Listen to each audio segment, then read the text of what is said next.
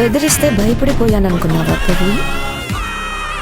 Double ఫోర్స్తో తిరిగి వచ్చాను. మనం స్టార్ట్ చేసిన గేమ్లో గెలుపు నాదే. నన్ను దాటి నువ్వు ఆదిని టచ్ చేయడం, మన ఛాలెంజ్లో నువ్వు గెలవడం నీకు కలలా మిగిలిపోతుంది.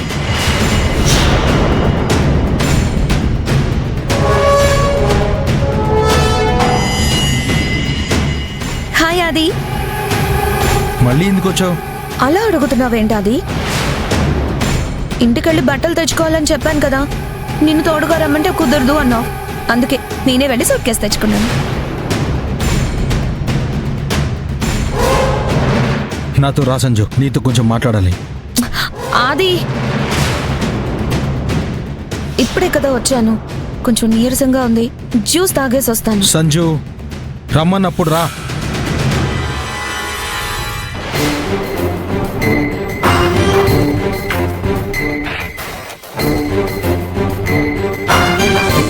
సంజు, నిన్ను స్ట్రైట్ అవే అడుగుతున్నాను. నువ్వు మనసులో ఏం ప్లాన్ పెట్టుకుని ఇక్కడ ఉండడానికి వచ్చావు? నైటే అందరి ముందు చెప్పాను కదా అది. మా డాడీ నాకు రకరకాల రెస్ట్రిక్షన్స్ పెట్టి ప్రశాంతత లేకుండా చేస్తున్నారు. రోజు ఆయనతో ఏదో ఒక గొడవ. నేను వేరే ఎక్కడికైనా వెళ్ళిపోదాం అనుకున్నాను, కానీ చక్రవర్తి అంకుల్, ఆయన ఫ్రెండ్ రాజశేఖర్ గారి మనసు మారి నన్ను తీసుకెళ్లే వరకు ఇక్కడే ఉండమని నీ ఎదురుగానే చెప్పారు కదా, అందుకే వచ్చాను. నువ్వు బయటికి చెప్పే మాట వేరు, నీ ఆలోచన వేరు అని నాకు బాగా తెలుసు. నిజం చెప్పు సంజు. నేను నిజమే చెప్తున్నాను అది. లేదు, నువ్వు అబద్ధం చెప్తున్నావు. నీకెలా చెప్తే అర్థం చేసుకుంటావు? నాకు మా డాడీకి గొడవ అయితేనే నేను ఇక్కడికి వచ్చాను. నేను కిడ్నాప్ అయ్యానని తెలిసి ఆయన వచ్చి నాతో ఎలా మాట్లాడారో చూసావు కదా. తనకు అసలు కూతురే లేదు అని అనుకుంటున్నానన్నారు. అంత మాట్లాడాక కూడా నేను ఎలా ఆ ఇంట్లో ఉండగలను?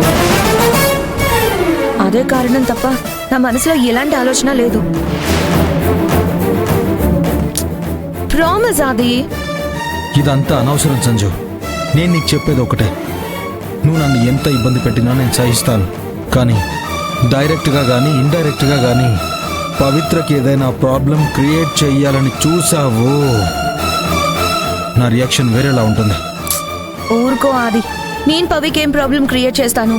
నాకున్న ప్రాబ్లమ్సే నేను క్లియర్ చేసుకోలేకపోతున్నాను.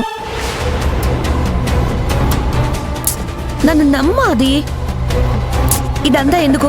మా డాడీ కోపం 2-3 రోజులు, మహా అయితే 1-2 వారాలు ఉంటుంది. ఆయన మనసు మారి నా కోసం రాగానే నేను ఇక్కడి నుంచి వెళ్ళిపోతాను. థ్యాంక్స్. నేను ఇక్కడ ఉండడం ఇష్టం లేకనే నువ్వు థ్యాంక్స్ చెప్తున్నావు కదూ? అవును.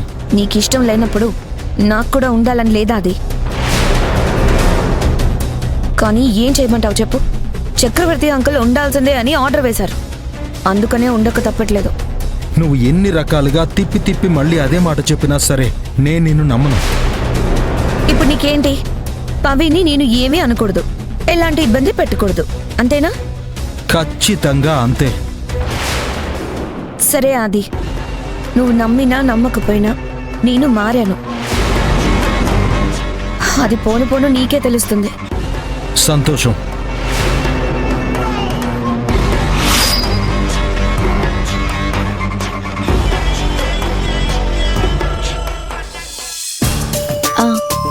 అవును, ఓకే.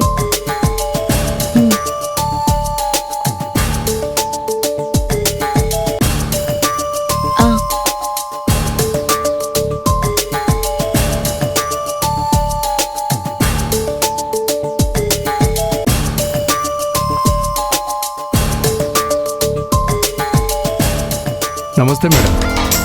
నమస్తే అండి. మీకు ఎవరు కావాలి? ఫణీంద్ర కోసం వచ్చానమ్మా. మీరు? ఫణీంద్ర ఫ్రెండుని. ఇంట్లో ఉన్నాడమ్మా? ఉన్నారు, లోపలికి రండి. పర్లేదమ్మా, నేను ఇక్కడే ఉంటాను. మీరు వెళ్ళి అతని కాస్త పిలవండి. ఇక్కడికి ఎందుకండి, లోపలికి రండి. రండి. వద్దమ్మా, నేను ఇక్కడే ఉంటాను. మీరు వెళ్ళి అతన్ని పిలవండి. సరే, ఉండండి.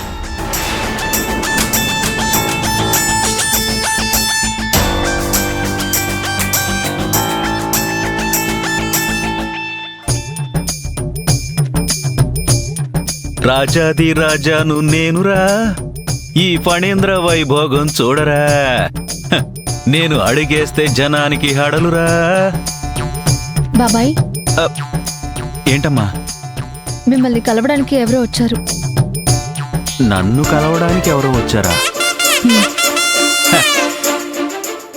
జనాల్లో బాగా పేరు ప్రఖ్యాతులు ఉన్నవాడిని కదా, ఇలాంటివన్నీ నాకు సర్వసాధారణం. ఎంతకీ వచ్చింది ఎవరమ్మా? ఆ, మీ ఫ్రెండ్ అంట బాబాయ్, బయట ఉన్నాడు. లోపలికి రమ్మంటే రావట్లేదు. మనకి అప్పులోళ్ళు తప్ప ఫ్రెండ్స్ ఎవరు లేరే. హ్మ్? హ్మ్.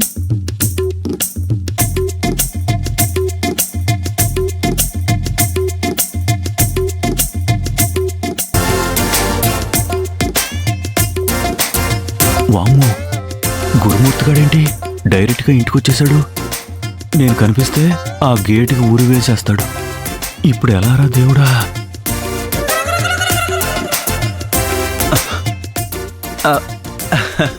ఎందుకు బాబాయ్ అతన్ని చూసి అలా వణుకుతున్నారు? ఆ? వణికానా? హా, వాడి మొహం వాడిని చూసి నేను వణకడం ఏంటమ్మా? వాడికే నన్ను చూస్తే దడ.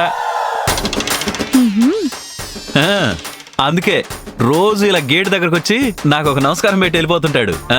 అవునా? నేనెప్పుడు చూడలేదే. నువ్వు చూసినప్పుడు వాడు రాలేదమ్మా, నువ్వు లేనప్పుడే నాకు నమస్కారం పెట్టి వెళ్తుంటాడమ్మా. నువ్వు వెళ్తే నేను వెళ్ళి నమస్కారం పెట్టించుకుని వస్తానమ్మా. వెళ్ళు వెళ్ళమ్మా. అమ్మా, అమ్మో.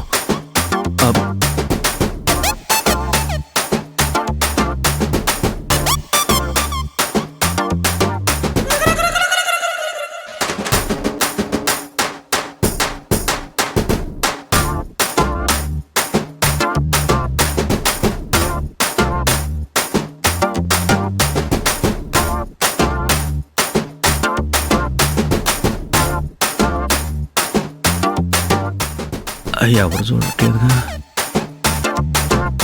గురుమూర్తి, గురుమూర్తి.